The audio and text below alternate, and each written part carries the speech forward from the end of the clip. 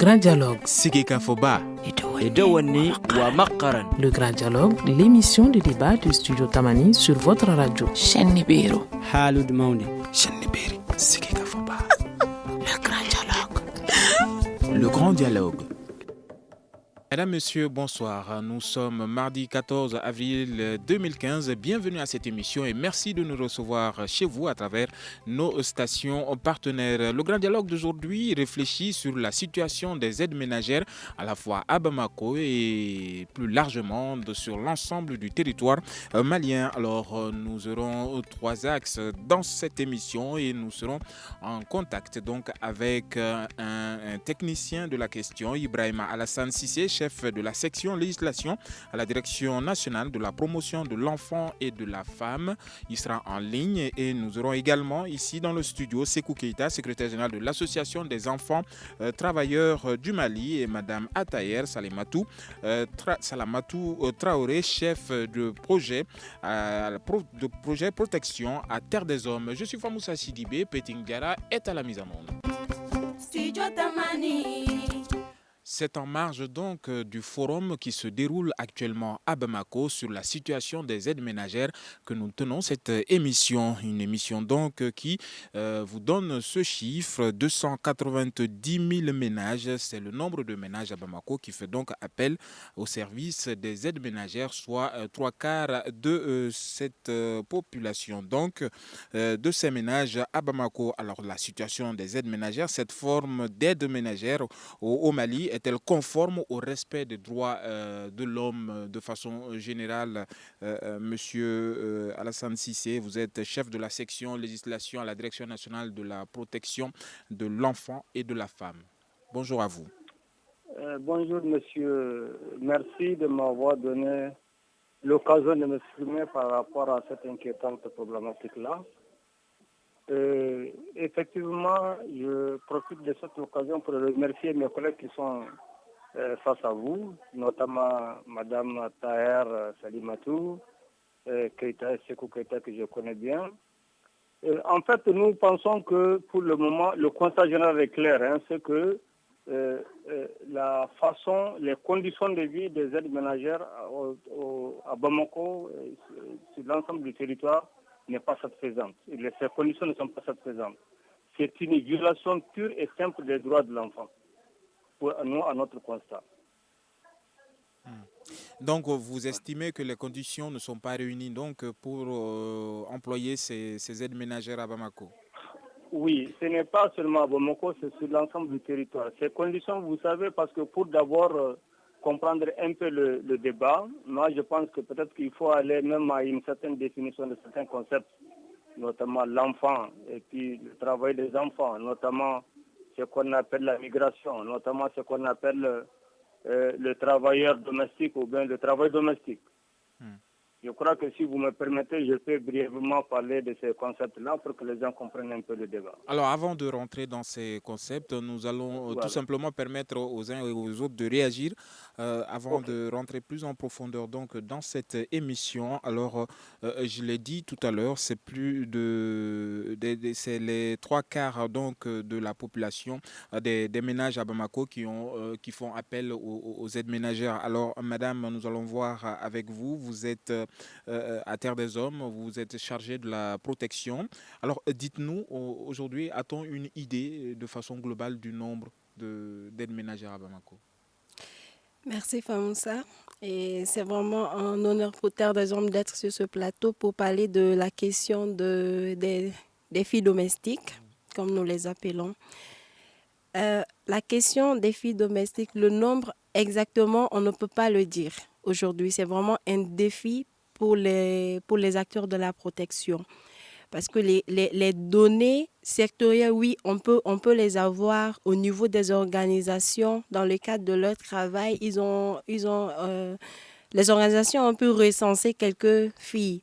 Chaque organisation peut, par exemple, dire le nombre de filles avec lesquelles ils travaillent. Mais on ne peut pas exactement chiffrer le nombre de filles domestiques travaillant aujourd'hui au Mali. Non. C'est un défi. C'est un défi alors qui reste à relever. Sékou Keita, vous êtes secrétaire général de l'association des enfants et jeunes travailleurs du Mali. Dites-nous, aujourd'hui c'est un système de vases communicants. Les ménages, enfin les familles dans les zones rurales essayent d'envoyer les jeunes filles pour venir chercher leur trousseau de mariage dans la capitale et souvent elles n'ont pas l'âge convenable de travailler. Est-ce que cette forme d'emploi est récriminée par la loi? Ok, merci Famoussa Sidibé et puis bonsoir à tous les auditeurs de Studio Tamani. Par rapport à la question dont vous venez de répondre, les conditions d'abord de ces aides, parce que nous on ne peut pas les aides ménagères, c'est des aides familiales. À nous, à notre propre terme, c'est des aides familiales. Parce qu'ils sont là pour l'appui de la famille. Parce que chacun d'entre nous ici à Bamako, que ce soit à Bamako ou ailleurs, on a des aides familiales dans notre famille. Donc, leurs conditions qui n'ont pas souvent l'âge requis pour travailler. Parce qu'au Mali, ici, l'âge minimum à l'accès à l'emploi, c'est à partir de 15 ans. Donc, souvent, ces filles viennent à l'âge de 12 ans, 10 ans. Donc, c'est une violation flagrante de la Convention relative des droits de l'enfant et la Charte africaine des droits de bien-être de l'enfant. Donc, il y a un problème de communication entre la société civile et ces parents-là. Donc, la société civile doit jouer un grand rôle avec l'appui de l'État pour pouvoir sensibiliser les parents de ne pas envoyer les enfants, surtout qui n'ont pas l'âge pour venir chercher les trousseaux de mariage. À Bamako. Oui. Alors, nous allons repartir vers Ibrahim Alassane Sissé. Vous êtes de la Direction nationale de la promotion de l'enfant et de la femme. Aujourd'hui, un forum se tient sur la question. Alors, qu'est-ce qui provoque cette actualité autour de la situation des aides ménagères à Bamako? Est-ce que la situation s'est empirée? Oui, il faut dire, bon, je rectifie d'abord, c'est la Direction nationale de la promotion de l'enfant et de la famille. Pas de l'enfant et de la famille. Autant pour moi.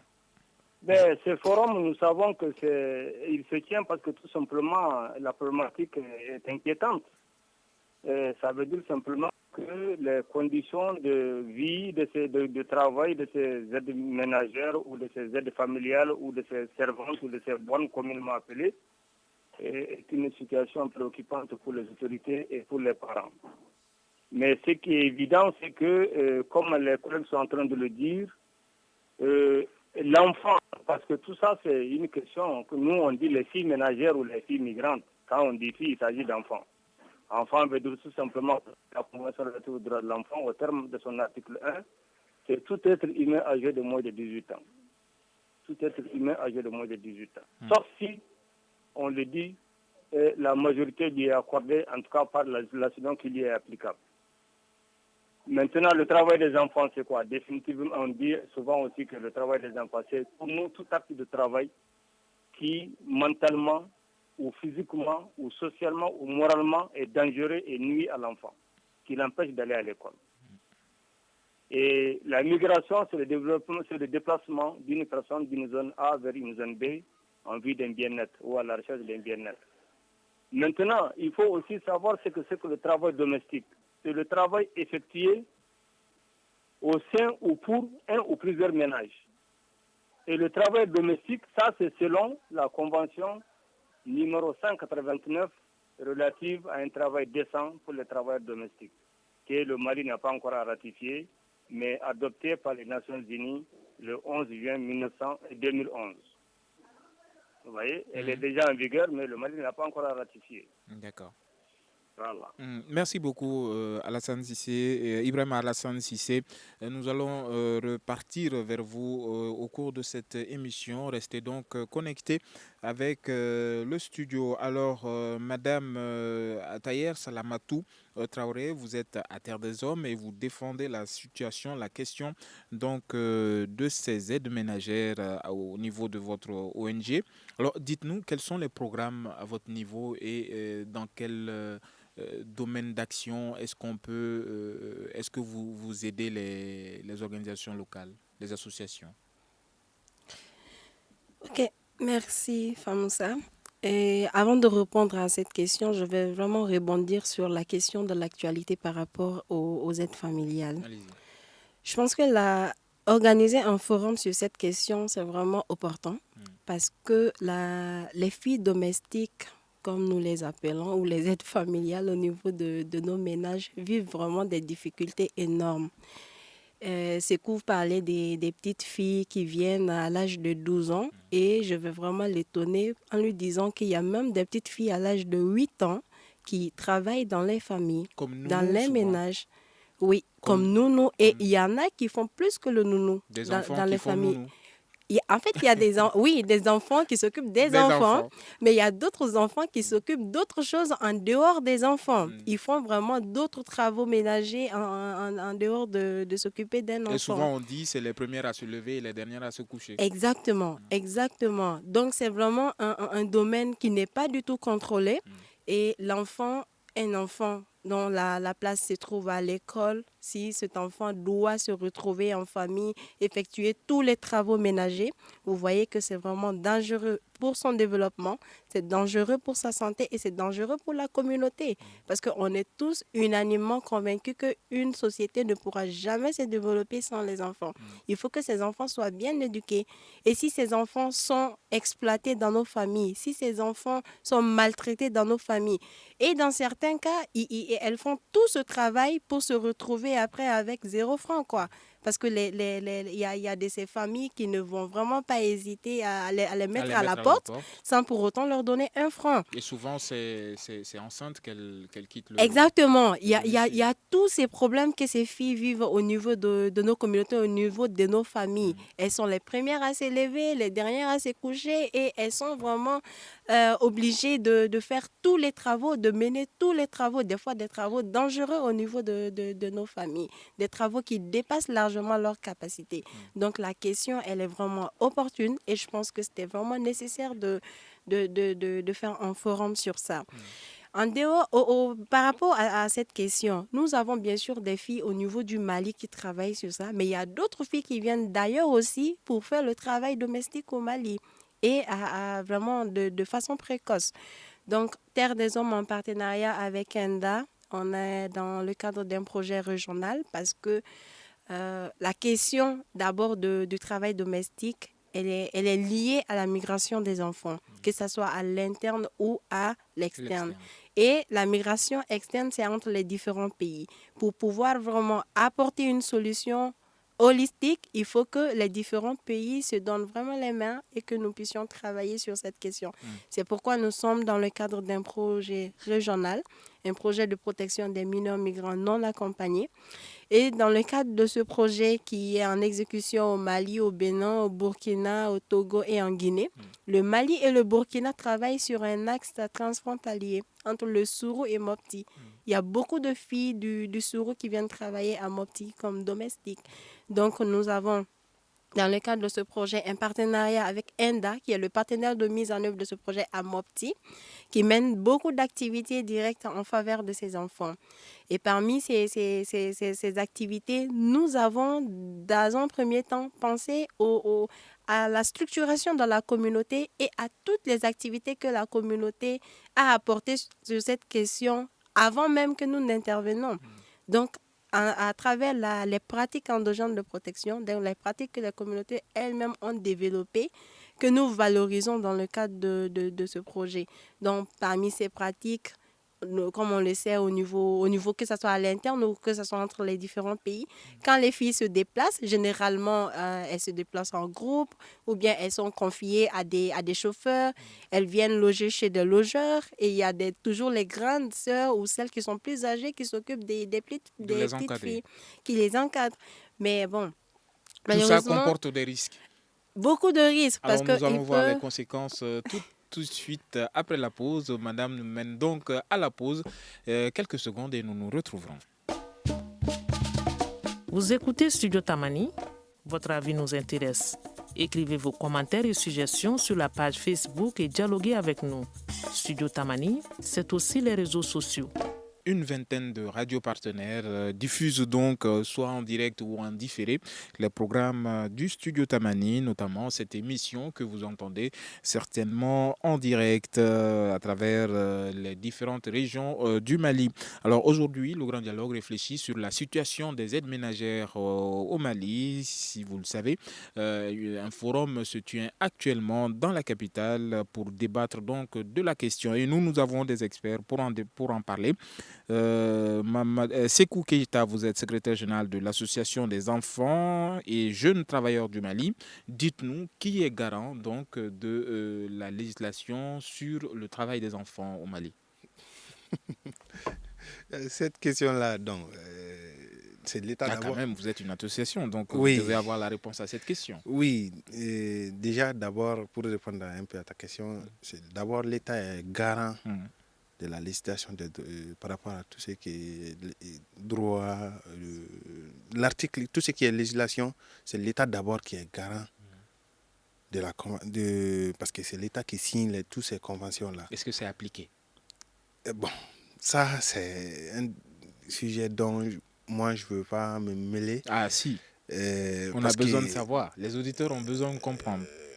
Ces textes-là sont votés, je crois, à un niveau, mais il n'y a pas un... oui, mais est-ce que l'applicabilité fait défaut aujourd'hui? Vraiment, l'applicabilité fait défaut, vraiment, parce que l'État n'assure pas l'application totale de ces droits, de ces législations-là qui est ratifiée au niveau international. Donc aussi, c'est une manière aussi d'interpeller l'État. À chaque fois, essayer de ratifier ou signer un document international, il faut d'abord prendre en compte les réalités nationaux. Parce que souvent, les réalités nationaux diffèrent des réalités sous-régionaux ou internationaux. D'accord. Alors, nous avons la voix de l'État, le représentant donc de la Direction nationale de la promotion de l'enfant et de la famille, Ibrahima Alassane Cissé. Alors, Monsieur Cissé, dites-nous pourquoi il est difficile aujourd'hui pour l'État malien d'appliquer ces lois-là. Bon, moi je voudrais dire que l'État, ce n'est pas difficile pour l'État d'appliquer ces lois-là. Parce que vous savez, pour protéger nos sœurs, nos femmes, nos filles, l'État a effectivement adopté et ratifié, signé plusieurs textes législatifs internationaux. Notamment, aujourd'hui, nous pouvons dire que la Constitution du Mali, à son article 1, la personne humaine est sacrée et inviolable. Il y a la loi numéro 92-020 du 23 septembre 1992 portant Code du travail qui parle du contrat individuel de travail entre l'employé et l'employeur qui, dans ce domaine précis-là, n'est pas, alors, effectivement, ne rend pas la monnaie. Ensuite, nous avons également le repos hebdomadaire auquel nos sœurs ont droit. Qui ne fait pas effectivement la règle également. Qui est dans le Code du travail. Oui. Qui est dans le Code du travail. Oui, dans le Code du travail, effectivement. Il y a également le décret numéro 96-178 PRM du 16 juin 1996 portant application du travail. Ouais, l'État, effectivement, a fait des efforts. Il y a l'ordonnance numéro 02-062 PRM du 5 juin 2002 portant Code de protection de l'enfant à son article 20 qui stipule que tout enfant a droit à l'emploi à partir de 15 ans, conformément aux pertinentes dispositions du Code de travail et des textes subséquents. Alors, vu l'ampleur de la situation, est-ce que ces textes-là sont vulgarisés auprès des ménages? Bon, peut-être qu'on peut dire qu'ils sont insuffisamment vulgarisés, ils sont insuffisamment appliqués. Parce que dans ce cadre-là, effectivement, vous savez que vous n'êtes pas sans savoir que nous sommes dans un pays où la majeure partie des gens qui emploient nos sœurs aujourd'hui ne savent rien. En tout cas, même nous qui sommes allés à l'école, on ne connaît pas tous les textes. Ça, c'est un premier aspect. L'autre aspect, c'est que nous sommes venus de la brousse, nous cherchons quelque chose à manger et vraiment, on ne s'intéresse pas du tout à ce qui nous appartient comme droit. On dit de faire les devoirs, mais les droits même ne sont pas réclamés. Alors aujourd'hui, on se plaint beaucoup de la rémunération de ces aides ménagères. Cela varie entre 6 000 et 10 000 francs, un tiers donc du SMIC aujourd'hui. Est-ce que, avec la situation économique du pays, on peut aller au niveau du SMIC pour ces aides ménagères à Bamako? Oui, je crois que c'est une question d'application de loi. Parce qu'il y a une convention que j'ai annoncée au tout début, la convention numéro 189 relative à un travail décent domestique. Et cette convention a été adoptée par les Nations Unies au mois de juin 2011. Elle est entrée en vigueur au 13 septembre 2013, mais le Mali n'a pas encore ratifié cette convention-là. Pourquoi? Je crois que, bon, je ne sais certainement qu'elle vient d'arriver et puis il faut aussi savoir, il faut aussi comprendre est-ce que cette convention coule avec nos réalités et avec nos textes intérieurs ou nos textes nationaux. D'accord. Alors merci M. Cissé. Nous allons demander à Madame, nous sommes donc dans les conséquences de la précarité donc de leur situation à ces aides ménagères. Nous allons vous demander, Madame, à quoi est-ce que ces aides ménagères s'exposent à Bamako? Ok, merci pour la question. Par rapport à ces aides ménagères, d'abord, je veux vraiment rectifier le salaire entre 6 000 et 10 000. Je veux vraiment dire qu'à Mopti, il y a des petites filles qui sont employées à 3 000 francs. 3 000 francs. Oui, donc tout ce qu'elles trouvent pendant leur séjour, en fait, tout ce qu'elles trouvent pendant leur séjour, ça ne peut même pas leur payer le transport aller-retour. Pourquoi venir alors? Oui, parce qu'elles ont envie de venir, parce qu'il y a d'autres filles qui ont quitté le milieu urbain, qui sont retournées. Elles ont vu qu'elles sont peut-être dans de bonnes conditions. Alors que les situations ne sont pas les mêmes. Du tout. Et puis, elles ne vont jamais leur parler de toutes les difficultés qu'elles ont vécues pendant leur séjour. Et c'est ça une des difficultés. Et toujours, je vais vraiment réagir par rapport à la question de la législation. Je pense que Cissé, il l'a dit, le Mali, il a ratifié beaucoup de textes, nous avons adopté beaucoup de textes, le Code du travail est là, la Convention est là. Dernièrement, nous avons adopté notre politique nationale de protection de l'enfance. Je salue vraiment l'État par rapport à ça. Mais n'empêche, le travail domestique reste vraiment sous-évalué. Et l'État, au niveau législatif, il n'y a pas eu d'évolution sur cette question. Et je pense que c'est pour ça qu'au niveau des Nations Unies, avec l'OIT, ils ont adopté la Convention 189 dont il parlait et que le Mali n'a pas encore ratifié. Donc, parlons maintenant des conséquences de la précarité de la migration par rapport à ces filles. Elles sont vraiment nombreuses. Déjà, une fille à bas âge qui est séparée de ses parents, elle est vraiment enclin à plusieurs difficultés par rapport à cette séparation parce que, quoi qu'on dise, le niveau familial est le premier niveau de protection pour un enfant. Et lorsque cet enfant il est non accompagné, c'est encore pire. C'est-à-dire qu'il n'est ni avec un parent proche, ni avec une personne habilitée à le prendre en charge. Et généralement, quand elles arrivent très petites, elles ne connaissent pas la ville, donc il y a le risque de se perdre et il y a le risque d'exploitation. Et si on ne fait pas attention, elles peuvent tomber entre les mains des trafiquants. Donc ça fait partie des dangers par rapport à la migration précoce. Certaines sont même séquestrées des fois. Bien sûr. Et parce qu'elles sont plus petites, elles sont mieux exploitées par les ménages.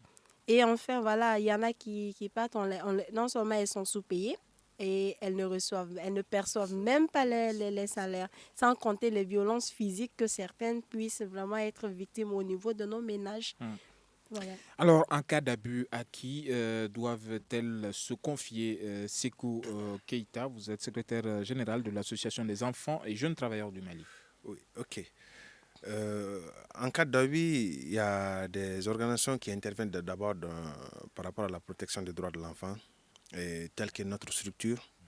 Il y a d'autres structures, je prends l'exemple avec nous. Donc, nous, en cas d'abus, parce qu'à chaque fois on intervient dans un cas, on cherche à savoir d'abord est-ce que la personne est membre de notre organisation.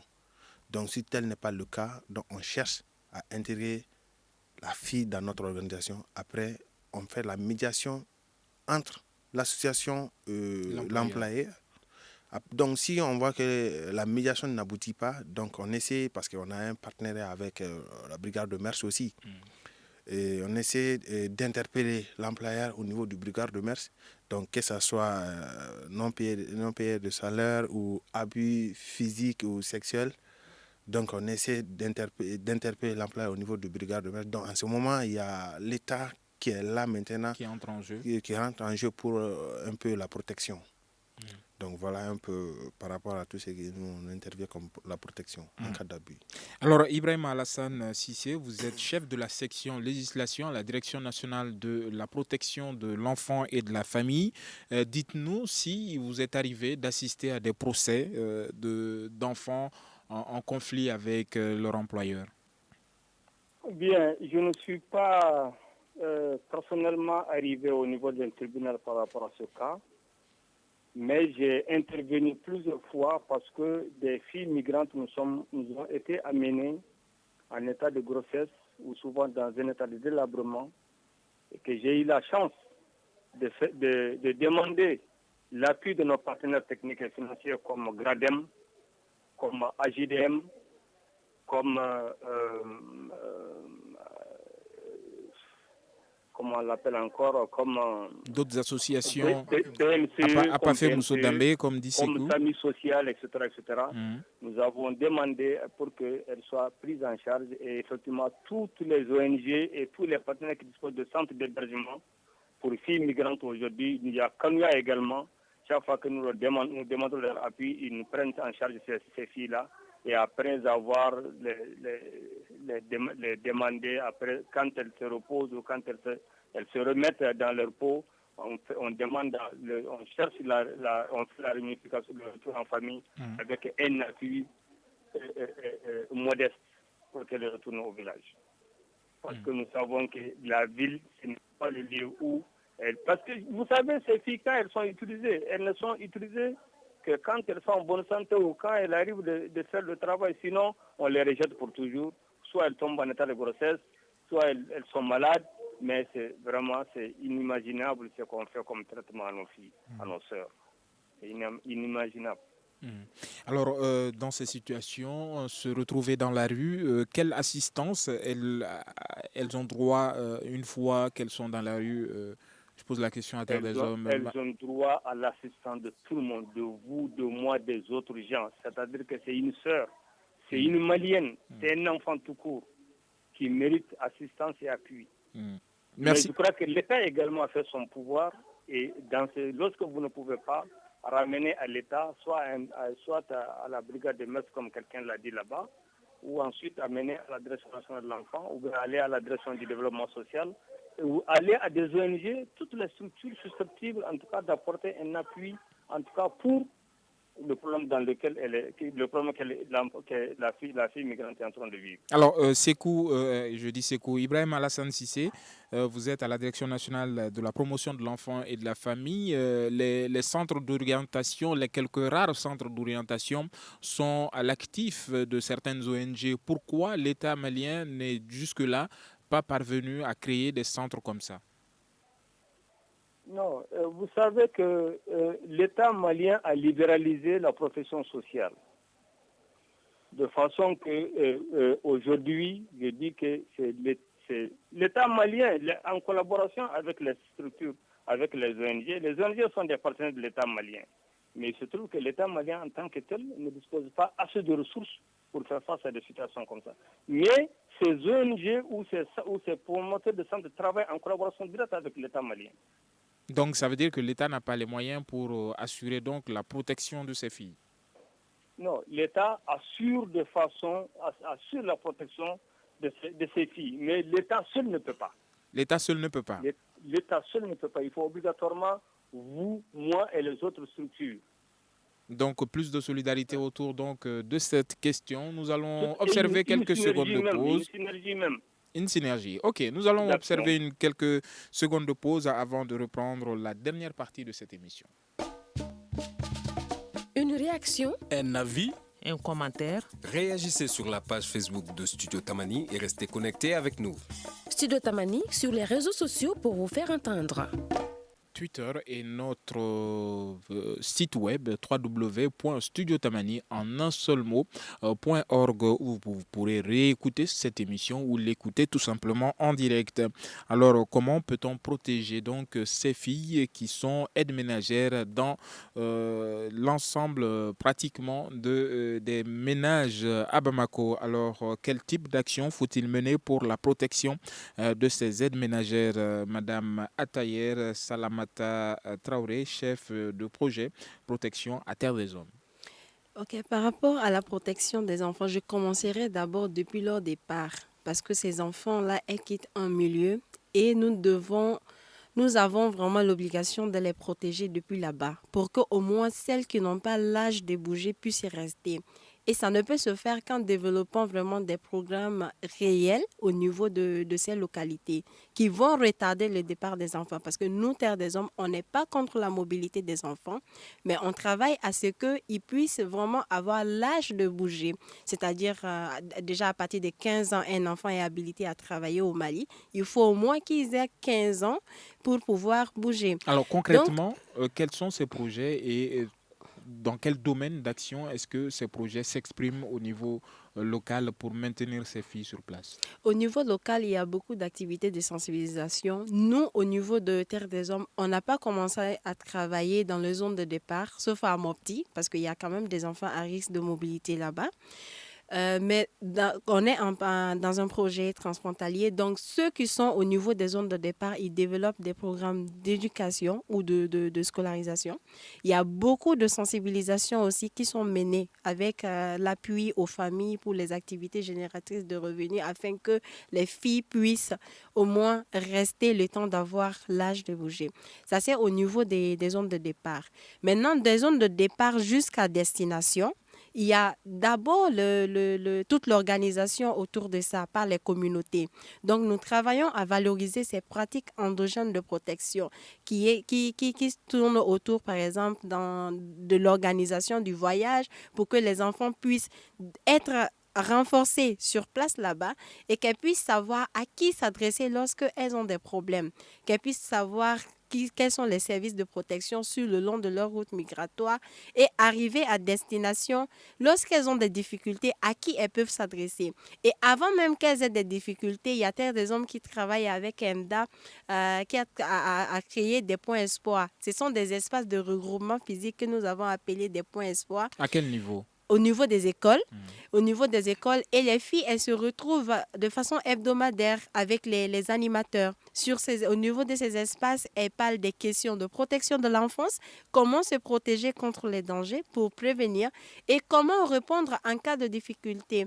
Et elles sont aussi en contact avec d'autres acteurs de protection. Parce que ces filles, on a constaté que quand elles viennent, généralement, elles craignent les porteurs d'uniforme. Alors que les porteurs d'uniforme doivent être vraiment des agents, des protecteurs pour ces enfants. Donc, on les met en contact pour qu'ils parlent de leur rôle dans leur protection. Il y a également d'autres acteurs que nous faisons intervenir au niveau de ces points espoirs, comme au niveau de la santé. Et en plus de ça, il y a d'autres acteurs qui interviennent parce que la sensibilisation entre enfants, ça passe bien. Donc, nous travaillons beaucoup avec les clubs d'enfants, les gouvernements d'enfants. Les gouvernements d'enfants, c'est vraiment des enfants qui sensibilisent non seulement au niveau de leur école, mais dans leur famille et dans leur communauté. Parce que ces enfants viennent des familles. Et si les enfants sont conscients du danger de leur père dans leur famille, ils peuvent vraiment sensibiliser leurs parents à la protection de ces filles-là. Alors, est-ce que mener une sensibilisation auprès des enfants n'est pas peine perdue quand on sait que la décision revient plutôt aux parents d'envoyer les enfants dans les grandes villes à la recherche de leur trousseau? Ça, c'est vraiment... ça, c'est une analyse que je me dis... qui est un peu biaisée. Qui est un peu biaisée. Parce que ce n'est pas tout le temps les parents qui envoient vraiment les enfants dans la ville. Dans beaucoup de cas, les enfants prennent l'initiative de partir.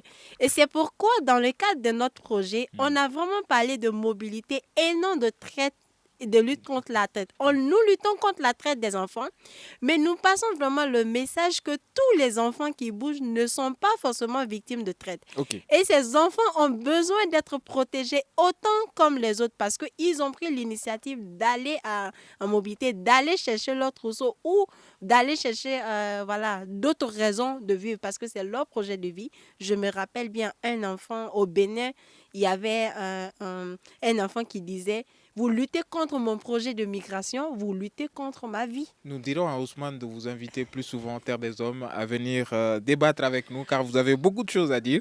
Sékou Keïta, vous êtes secrétaire général de l'Association des enfants et jeunes travailleurs du Mali. Alors, la faute incombe à qui? Est-ce aux parents ou aux enfants? Bon, la faute incombe à tout le monde. D'abord aux Principalement parents. Qui? Principalement aux parents. Alors, quel type de sensibilisation faut-il mener aujourd'hui auprès des parents? D'abord, il y a certaines... Je rappelle aux auditeurs que nous parlons de la situation des aides ménagères. La situation, le type de sensibilisation dont on peut mener au niveau des parents, c'est d'abord essayer de créer un lien de discussion entre parents et enfants. Parce que généralement, dans notre société, il n'y a pas tant de discussions entre parents et enfants. Donc, les parents doivent essayer de créer des temps pour écouter ces enfants-là. Aussi, au niveau de la communauté, la communauté doit veiller en ce qui concerne la protection et la participation, parce que la participation fait défaut, parce que si l'enfant ne passe pas à tout ce qui le concerne, qui donc, dit à son sujet, donc il essaie aussi d'aller chercher ailleurs. Donc c'est ça qui pousse très généralement ces filles-là à venir découvrir grande ville. Voilà. Alors, Ibrahima Alassane Sissé, vous êtes chef de la section législation à la Direction nationale de la promotion de l'enfant et de la famille. Alors, aujourd'hui, cette question des aides ménagères préoccupe au plus haut niveau. Le forum se tient sur la question: comment peut-on protéger ces aides ménagères et quel type de sensibilisation faut-il mener? Est-ce qu'il faut mener une sensibilisation plus accrue auprès des familles, des chefs de famille, des parents tout court, ou bien c'est les enfants qu'il faut sensibiliser, comme le disait Salamatou Traoré de Terre des Hommes? Bien, moi je pense que par rapport à cette situation-là, il faut que l'État et ses partenaires acceptent l'application rigoureuse des textes nationaux et internationaux que nous avons en tout cas adoptés et ratifiés. Ensuite, moi je crois également que, comme vous l'avez dit, il faut une sensibilisation accrue sur les devoirs des parents, les droits des enfants. Et nous pensons également aussi que l'État et ses partenaires doivent également penser à développer, à élaborer, développer et mettre en œuvre des stratégies, des programmes de développement, en tout cas pour le bien-être des enfants du Mali.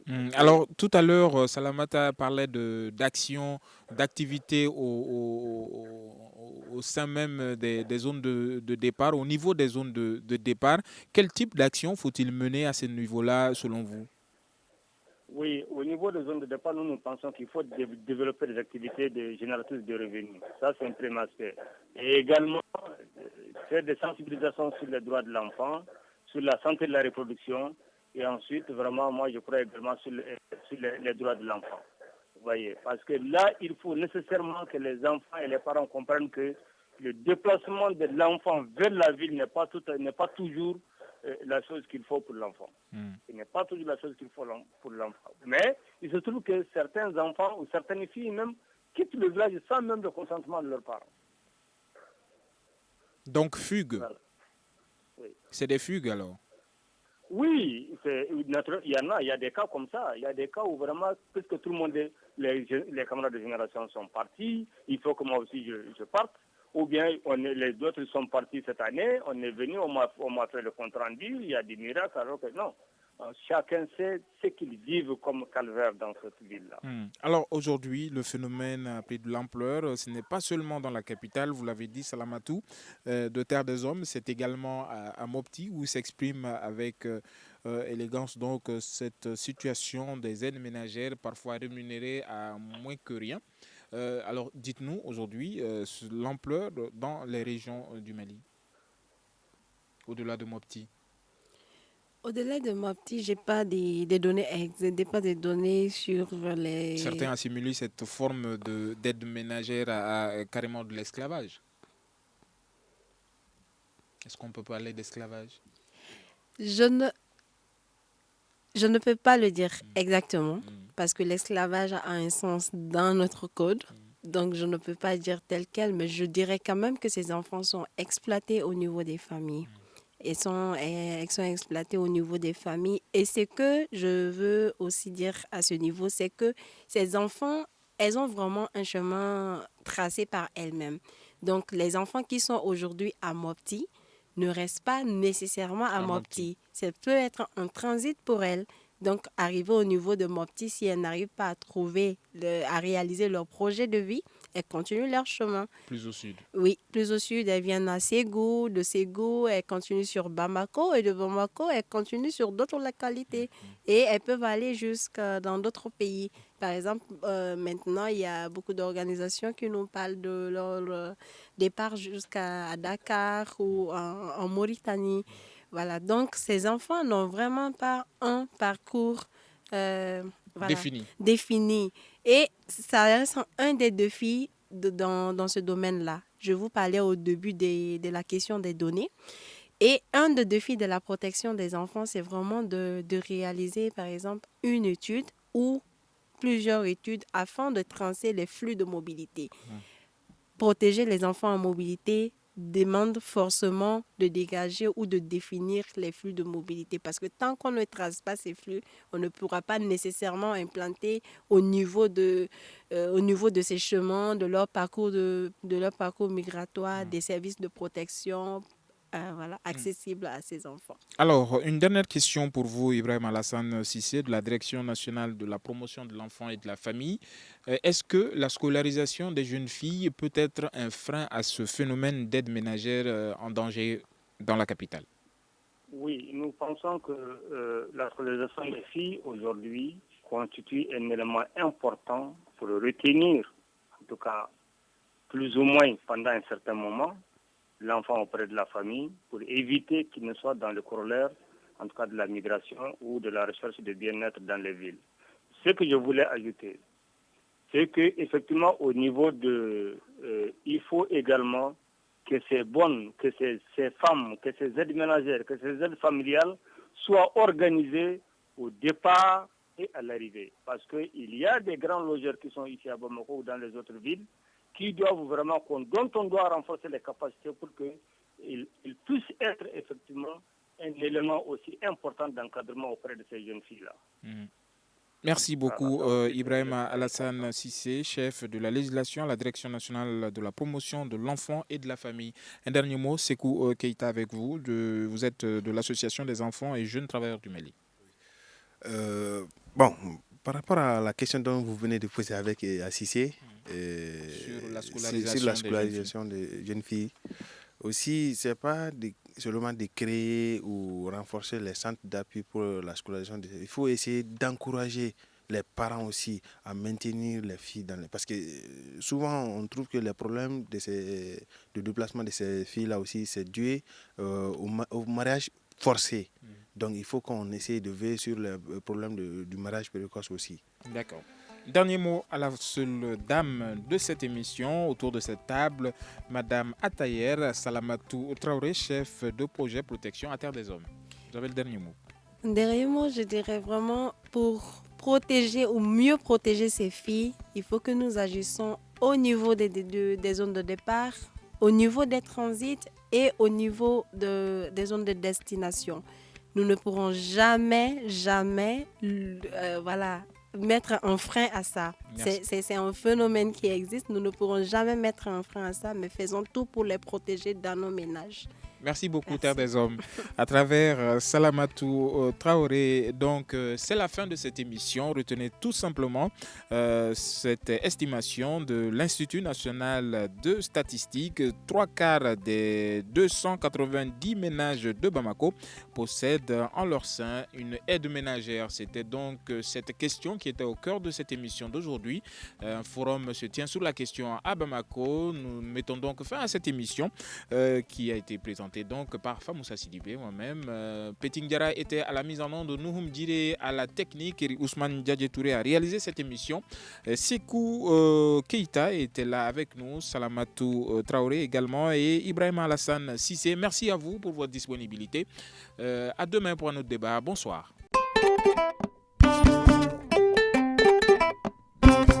Le grand dialogue. Sigeka Foba. Edawani wa Makaran. Le grand dialogue, l'émission de débat du studio Tamani sur votre radio. Chaîne Nibiru. Halud Maundi. Chaîne Nibiri. Sigeka Foba. Le grand dialogue. Le grand dialogue.